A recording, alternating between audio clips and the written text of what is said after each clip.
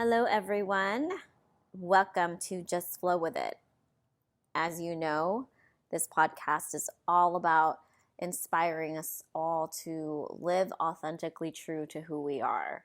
To do that, to do us unapologetically every single day, day in and day out. Today, I have a very special guest. His name is Enrico Moses. And he is special for a few reasons. And number one, he's just one of the most interesting, dynamic individuals whom I've ever known. I can never have a boring conversation with this guy. And also one of the kindest human beings I've ever known. He's always been there as a huge support system and also one of my biggest cheerleaders. And he always sees the best in people, which is why he's a great coach. And we'll get more into that later, but that's one of the reasons why it's special. And then the other reason is because he is my partner. I'm the lucky lady who gets to live and share lives with him. And he is my baby daddy. I trapped him, as Ali Wong would say. But yeah, we share a 4-year-old daughter. And I also became a bonus mom when I met him and his son. His son was 7 years old when we got together. And now he's a teenager. So I'll let you guys do the vague math on that. But it was really fun to have him on the podcast. We talked about a lot of stuff. I really wanted to zero in on Enrico's work, his work that has spanned quite a lot of lives because he's done so many things in a short amount of time. And we'll get to that later in the actual, part of the podcast where I talk to him. But this episode is really helpful for people who find themselves having multiple passions, having so many different projects that they want to do and feeling like they have to choose one. And Enrico beautifully talks about how, that's bullshit. You don't need to choose one. You don't need to just listen to one part of yourself, just one part of your heart. There is a way to look at your dreams, to look at your gifts abundantly. And so you don't have to deny those parts of yourself. You can actually, make it come true. Work at it to make sure that it comes into fruition.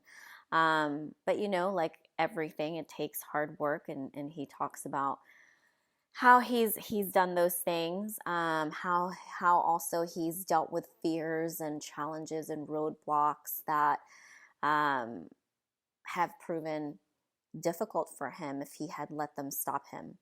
And he also shares a lot of helpful tips that can help those who are just beginning, just starting, being entrepreneurs and being creatives, because a lot of times, people don't really have huge amount of capital or financial stability right off the bat when they want to do their own thing, right? So he shares some helpful ways that you can still create financial security as a starting entrepreneur.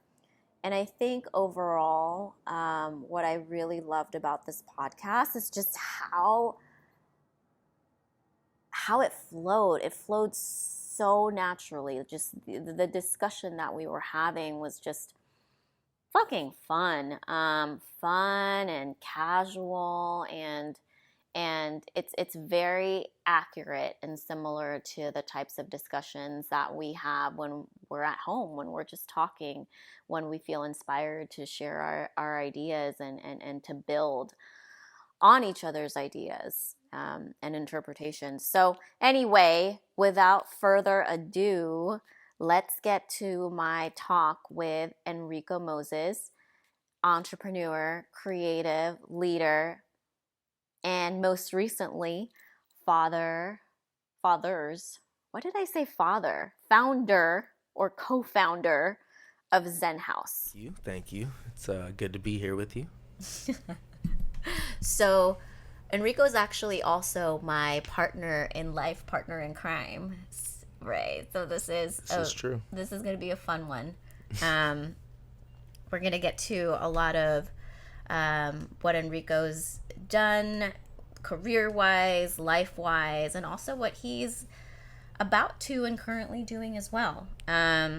Enrico's been, I mean, I feel like you would describe yourself, as you've once told me before, as a leader, an entrepreneur, and a creative. And within those things, you know, you've been a fashion designer, a shop owner, obviously, of course, a father, or I shouldn't say obviously, because Well, people. if you look at my Instagram, Exactly. It's obvious. You've been a tech startup founder, a marketing agency owner, and now you're a personal growth coach. Would you say that's accurate? Personal growth coach. This is accurate. Okay, and then you're also a DJ slash producer, and you're also building a production company, right? And then you're also now a founder of an organization called Zen Circles, which we'll get to more in a little bit. Zen House. Oh, sorry, Zen House. It's okay. But you have circles within. Yeah, we do Zen House. Circles within the Zen House organization. And so there's a lot of roles taking place, you know, simultaneously here, and also in your past. So which roles did you feel like you were in flow with your authentic self most? And these could be multiple roles or maybe just one, but. I think definitely starting my brand and opening my store. I was totally in flow during that period for sure. As a DJ and a owner of a company that manages DJs and helps venues and private events kind of do their sound and entertainment, that's been something that's really been in flow, and you know, it's just attuned to who I am and what I know. Yeah, because music's been a huge part of your life for a long time. Yeah, you know, I've been playing music and DJing and throwing parties since I was, I forget, 9, starting to play the saxophone, and 15 having events and throwing parties. So yeah, I've been doing that for a while. So do you ever feel like you're doing too much? And, you know, how do you just ensure that you're allocating enough of yourself to the people around you as well as reserving some time for you? I wouldn't say that I feel like I'm doing too much. I think that would be looking at it at like what I'm doing in judgment, or maybe like in the shame reference. I look at what I'm doing as really asking myself the question, like, what am I juiced about, and how can I make sense of what I'm juiced about? So, you know, it's like there's things that I can do right now, there's things I might have to put off into the future that I really want to do right now, but I don't have you know, the access or the capital, or you know, the different combination of things that I might need to in order to pull off certain ideas or certain events or companies that I have ideas for. So how do you decide which things that you're juiced about to focus on? A lot of that is just through meditation. I meditate a lot, I journal a lot, and in my journaling, I'm constantly asking myself that question, what am I juiced about, and creating lists and looking at those lists and being honest. You know, over the years, those lists will shift, and some things will be at the top, and then those things will move to the bottom, and then those things will be off the list. And I just allow that to happen naturally, and I don't shame myself and say, oh, why are you doing so many things? Or why don't you know, you stopped doing that and you were doing that, like, oh, you said you were going to do that, now you're not. I think that all comes from an egotistical place, as far as trying to show the world, this is what I am right now, this is who I am, and trying to make sense to that. But I feel like the only person that really has to feel comfortable with who you are is yourself. So that's what I'm constantly moving towards, is asking myself those questions. And sometimes they could be hard questions. It's like, I think that when we invest in things, whether that's our time or our capital, we feel like we have to stay doing that because we've already invested Right. so much. But I look at it in the sense of, well, if you don't enjoy that, then why continue to invest in something that you're not enjoying Yeah. anymore, and it's not really fulfilling you? Just because you were investing in it before, you might as well cut your losses and stop investing in Yeah. that. And I think a lot of people see that as failure. Like they failed at something, or maybe even a sense of guilt will come along. I know it happened for me when I was working as a buyer and I realized I don't want my boss's job. Like I don't want to keep doing this, and I felt a lot of guilt because I just invested so much time and money and resources into being this role, you know? So I Hmm. think that's really helpful for people to know that they're not stuck in something just because they spent time in it. Yeah, I think it's the concept of failure through my studies of nonviolent communication is Love that book. is yeah, it's an evaluation, it's a judgment. And so from the context, do businesses fail? Yes. In sports, can you fail and not win the championship? Yes. Like, there's things that in the context of those things you can fail, but also you can look at every failure. Well, what's the lesson? So it's like, even the word failure in that sense of Yeah. like, oh, I failed, I didn't win the championship. Well, it's like, well, maybe you learned. Maybe you learned and you came back and you did win the championship. Would you say there's no such thing as failure in life? Like you mentioned in business, yeah, that's the case. But in life, can you really fail in life? No, there's no such thing as failing in life. There's lessons. There's definitely lessons, and Mm-hmm. I think that the word failure and the concept of failure is very misunderstood. I think that when people, let's even say in a business, right? Let's say a business fails and they raise capital and then that business goes bankrupt and it Mm-hmm. goes under. I feel like it's really easy to look at that business and say, I know why that business failed. It didn't have the right branding, or it Right. didn't have the right marketing, or it didn't have the right human capital and employees, and it didn't have the right leadership. But the truth is you do not know. Right. That's the only truth to what is happening, is you don't know why that business failed. No. That business might have failed because it was undercapitalized, or there's so many things that you don't know. So when we even think about failure, it comes from the egoic place of, oh, I know what that is. I know why I failed. And we want to feel like we do. And it's good to look for the lessons.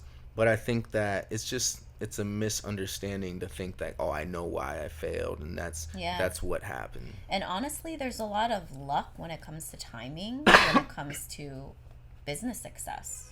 Wouldn't you say? A lot of luck. Not to say it's all luck, but it's just when being at the right Right place at place the at the right right time. time. It's sometimes it's meeting the right people. There's so many stories of businesses. I was talking with someone who's opening, or actually opened, a really dope facility called Remedy Place, and he was explaining how he met his business partner, and he was talking about how they met out in a bar in, I forgot what it was, in some other country. It was an Asian country, and they're just out drinking, and that's where they met. That's how the business started. Right. And so, I mean, if that's not luck, I don't know what the fuck that is. Right. So that's, he had to be prepared. They knew what they were talking about, but in business and in life, a lot of it we're not in control of. We're Mm-hmm. not in control of what the market does, and sometimes even what the market wants. We come from the fashion background, and we're not in charge of how trends move, and what one day people are like, oh, I don't want to wear that style anymore. Yeah. Like, nobody's really in control of that. And not just the market, like right now, the coronavirus is definitely affecting a lot of what's happening internationally when it comes to business. So that's Exactly. not even within business practices or business trends. That's completely outside of that realm. Exactly. And no Exactly. one could have foreseen that. Yeah, there's so many things that you can't plan for. It's like I went to school studying apparel design and fashion marketing, retailing, and it's just like nobody knew that the internet and social media was going to just completely change the paradigm of Mm-hmm. fashion. Like, nobody really knew that. They might have tried to guess, through some science fiction, but at the end of the day, people were looking at magazines and television. And I remember for a while people were not even trying to use social Oh, media. yeah. There's a lot of fashion brands who are like, no, we're not into that. And it's amazing how quickly things can shift. Right. Did you foresee yourself being a coach? That's not something that I really had planned on the agenda. I know, like, going to college, it wasn't like, oh, I'm gonna study and then do fashion, have a store, and then be a coach. But I would say that looking back, it makes a lot of sense. Just my want to have people on my journey to help out, and there has been a lot of people on my journey and mentors that I've had. But just, I would say, a yearning for more of that is what created my personal journey in personal growth and personal performance and emotional intelligence and all the things that I've been studying. You know, Yearning for more of what?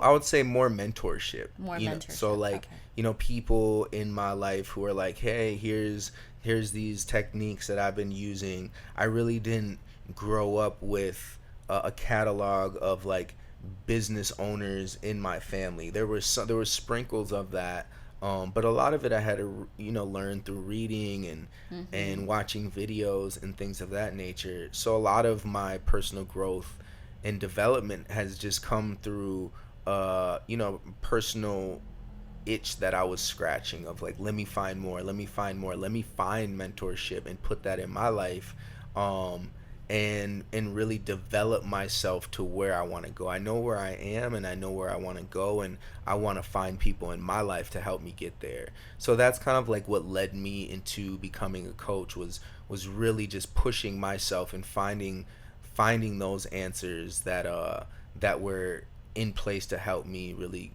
get to where I wanted to go and continue to thrive. You definitely have that innate sense of curiosity.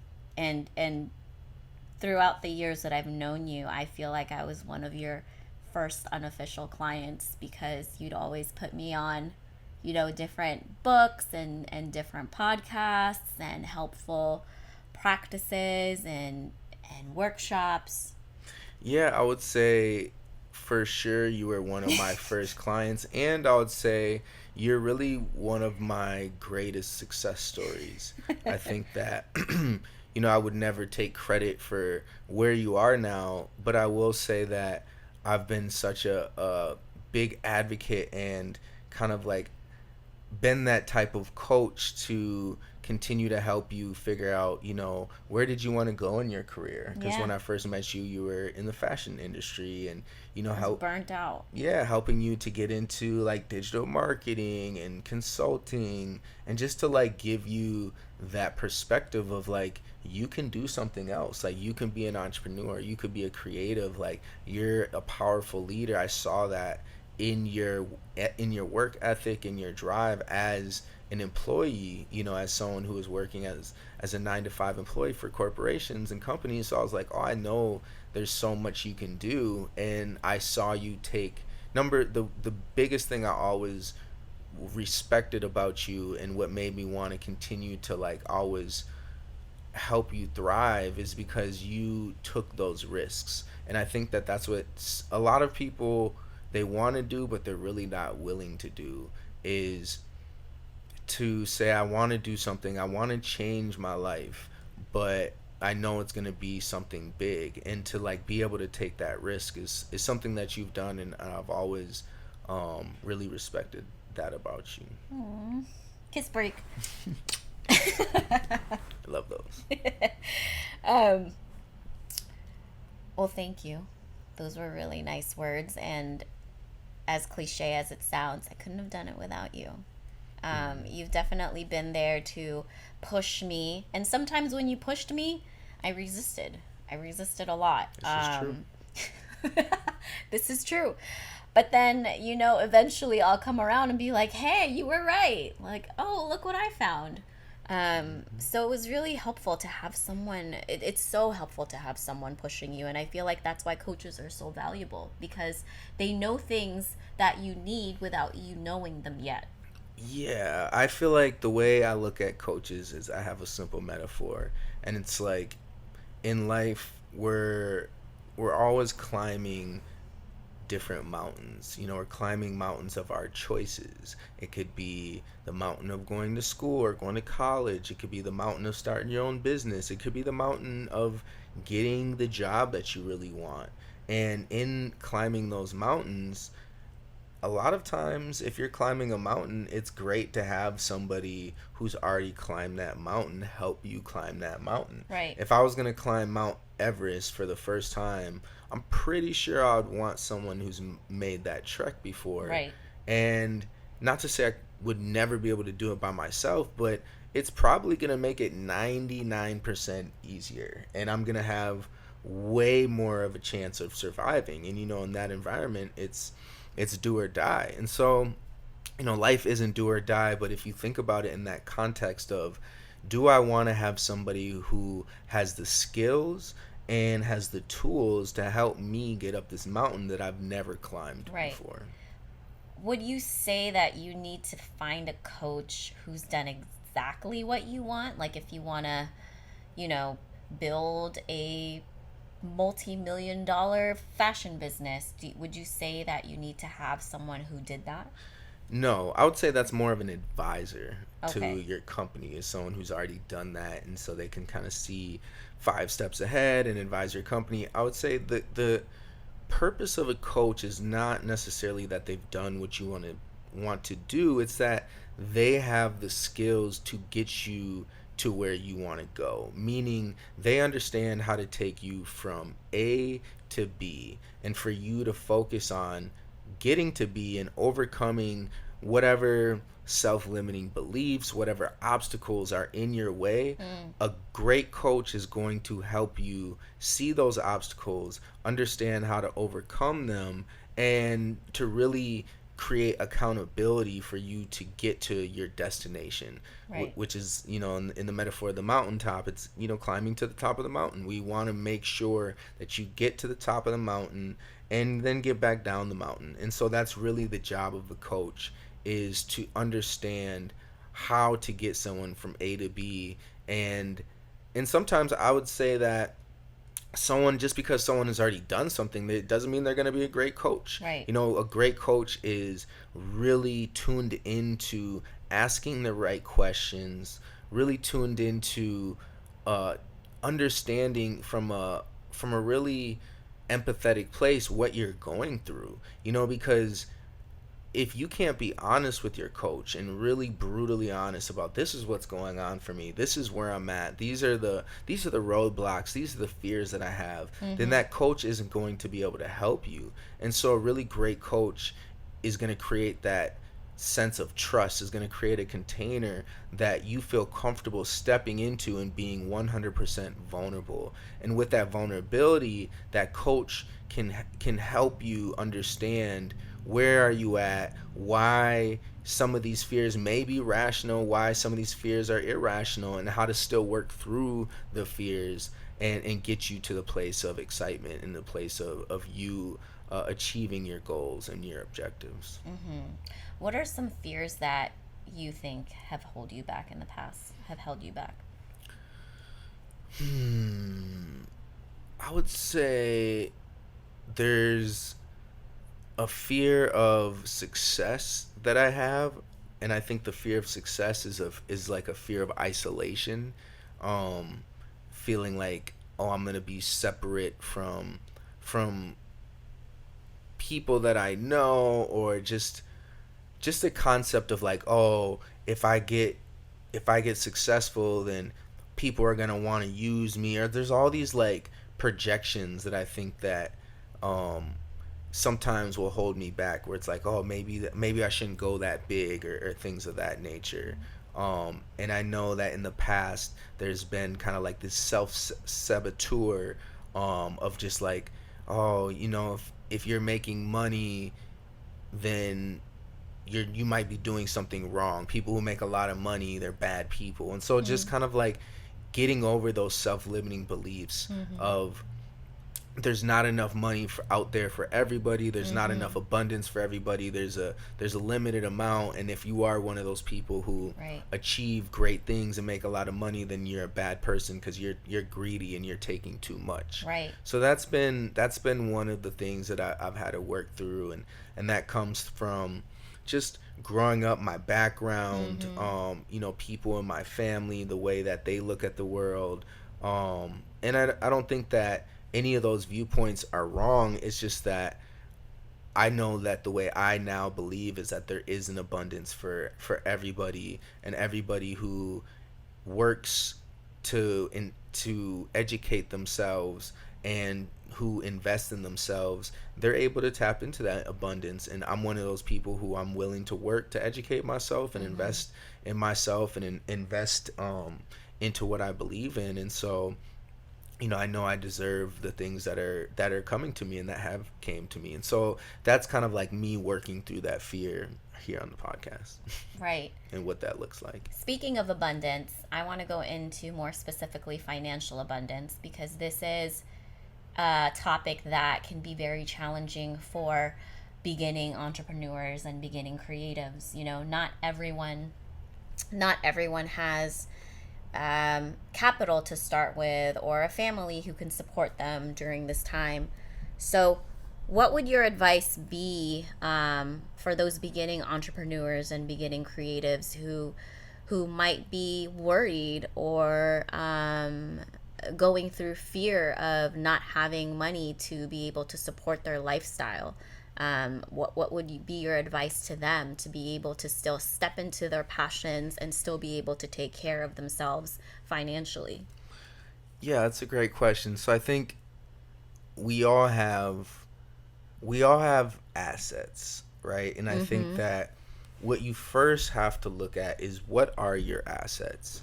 You Everybody has some type of assets, whether it's your ability to read, your ability to speak English, your ability to know math. It could be you have a place to live so you're not homeless. That's one of your assets. Maybe Mm-hmm. you have a computer. And so I would say list out all your assets. How much, if do you have any savings? If you don't have savings, what are the skills that you have that can actually make money? That's a really good gratitude exercise too. Yeah, and think about, like, how can I add value to the world? Like, what can I do? Can I knit hats? Can I write poetry and sell it? Can I make art? Can I mow somebody's lawn? Can I make websites? Like, you want to think about what can you do that is going to add value to the world in a way that somebody is willing to take out their wallet and to pay you. Mm-hmm. And if you don't know what to do, maybe go on YouTube and YouTube how to make money. And there's so many different things. I know that people go to garage sales and then they sell it on eBay. But really start to think about that in the context of, what do you like to do? Yes, you can mow lawns, or you could collect cans, but think about the things that you like to do. And now, in your assets, think about your time. I don't care who you are, like, you have some free time. And what are you using that free time for? What are you doing? What are you investing in? Are you investing in your skills? Are you investing in your communication and your emotional intelligence? Are you reading? Are you watching valuable YouTube videos? Are you taking online courses? Are you going to school? Are you going to college? Like, what are you doing with your time? How are you investing it to make sure that you have even more assets, or you're gaining even more financial capital? So I think those are the things that I would tell anybody out there, is to first list out all your assets, and then really just start thinking about, how can you add value to the world, in a way that people are willing to pay you, and just start multiplying those things as much as you can. Just keep investing in yourself. Take the money that you make, keep investing in more and more skills, keep figuring out more and more what do you enjoy to do, because the more you enjoy doing something, the more you're going to spend time doing it, and the better you're going to get at it. And the better you get at it, the more value you're going to be able to create in the world, which means you're going to be able to charge more money. Nice. I guess out of all that, you need patience because things aren't going to happen overnight. Yeah, patience is one of those assets that I hope you have. Yeah. And I like how you framed it as how to add value as opposed to how to make money because there's a difference between the two. Yeah, I think a lot of people look at, getting paid and making money. I want to get paid. I want to be the boss. And like, if you flip it and you think about value, then it's a lot easier to think about making money, because value is different than Mm-hmm. money. If anything, you want to actually create more value than, people are paying you, because then people are going to keep coming back. Like, if I pay somebody $20 for something and I feel like that was worth $100, like, you best believe I'm coming back. Like, Best believe. those restaurants where you go to and you're like, wow, that was an amazing meal and it didn't even really crush my pockets, like, I'm coming back. And so that's what value is it's not just how much you pay, but it's how people feel, Mm-hmm. what they receive for what you're giving them. Right. Speaking of value and creatives, entrepreneurs, and leaders, can you talk a little bit about Zen House and your work within that community? Yeah, so the Zen House is a place created for leaders, creatives, and entrepreneurs to essentially elevate their life in a multifaceted of ways.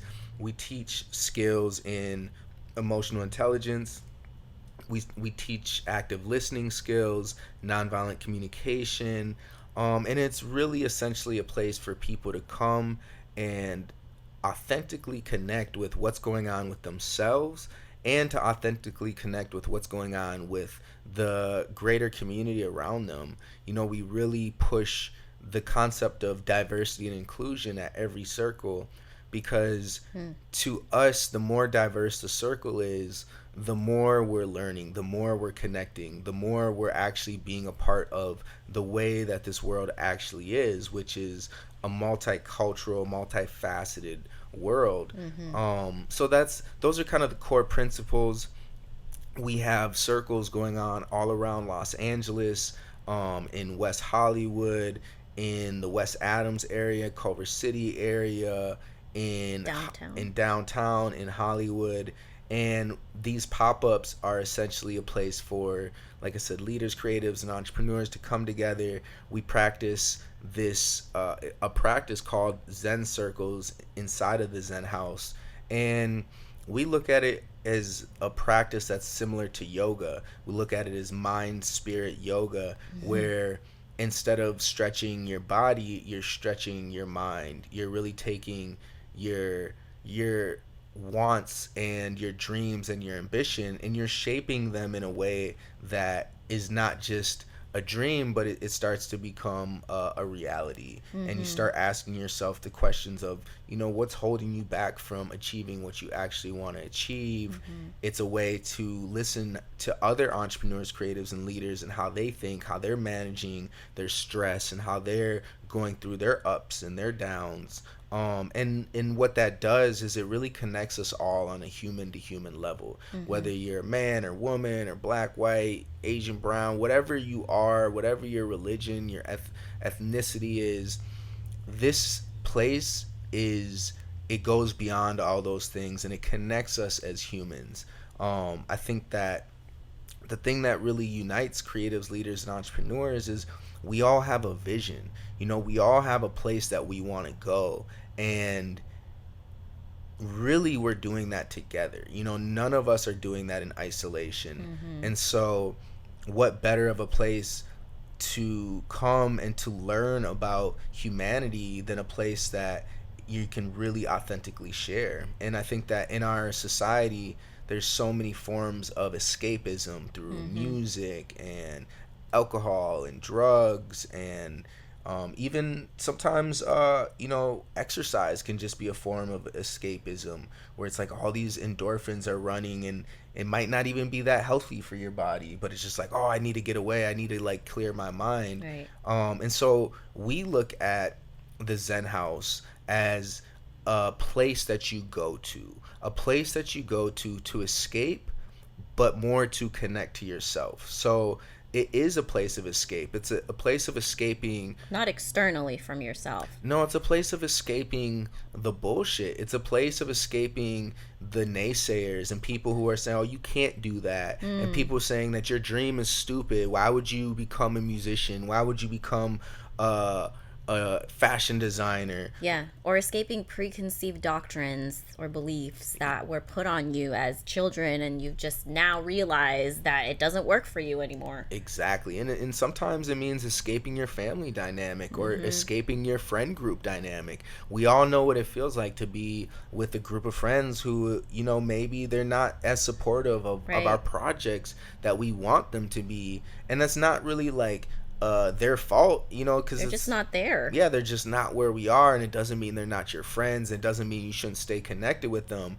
But sometimes what you actually really want, even though you might not know it, is a group of people who are also doing that, who are also dedicated to Hmm. their highest self, and who are willing to look at themselves in the mirror and to say, you know what, this is where I'm at today, this is where I want to be tomorrow, and I'm willing to do the work to get there. And honestly, I think it's super helpful to hear different perspectives that people have on the same topic, because you go around the circle basically, right? And then the host or facilitator will ask a question, and everyone will interpret that question in a different way.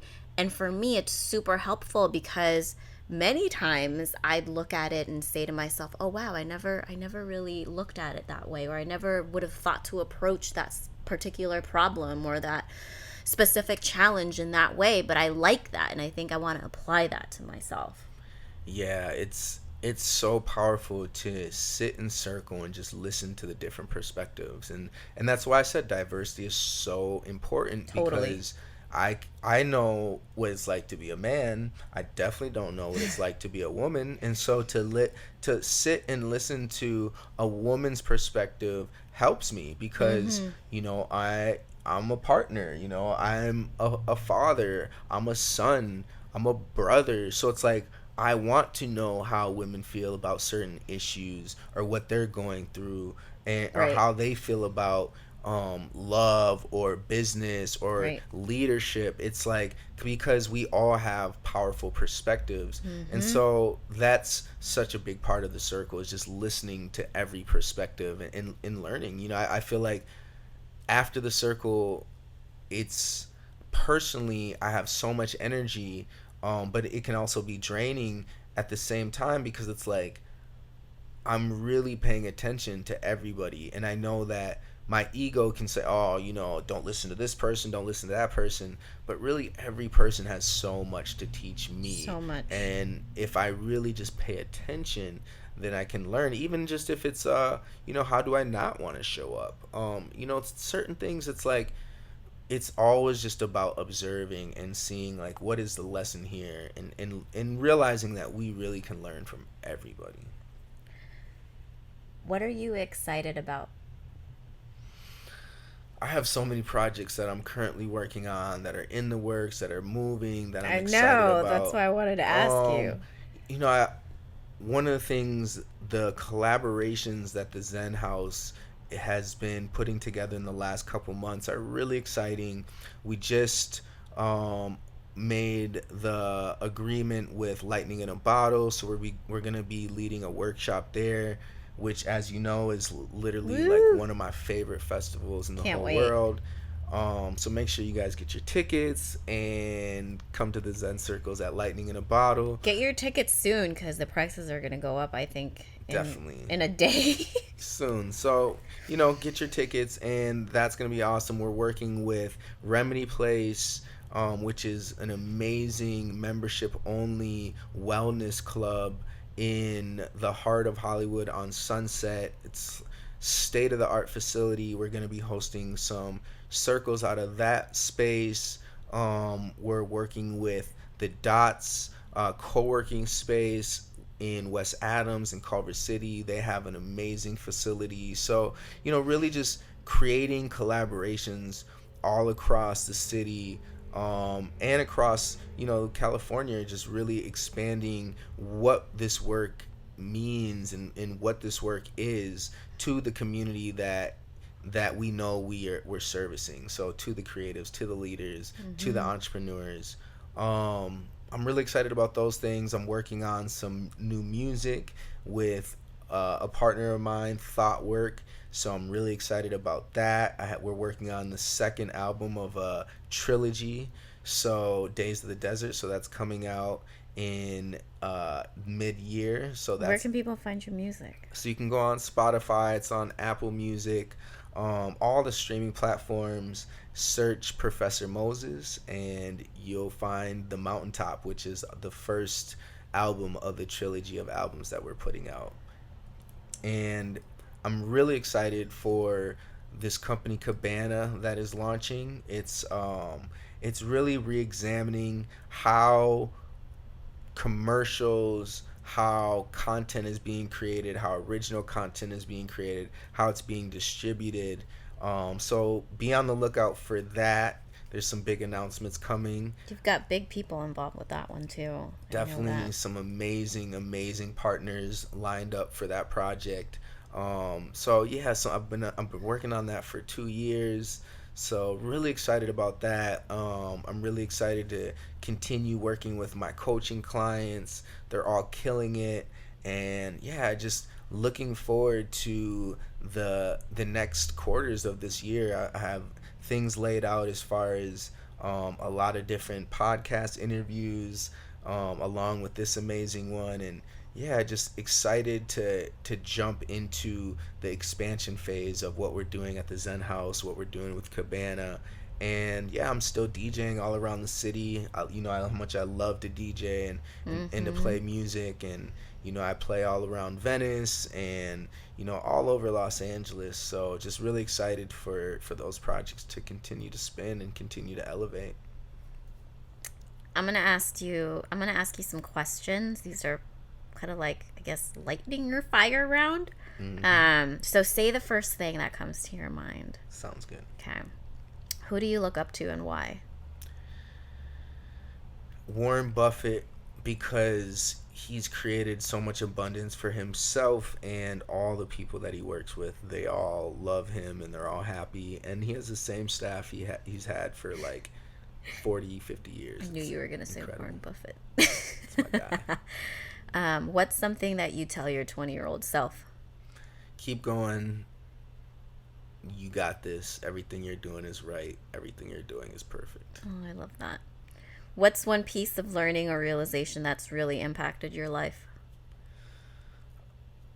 Understanding my relationship with shame, and moving towards a non-dualistic way of thinking, and more of a non-violent way of thinking. Mm.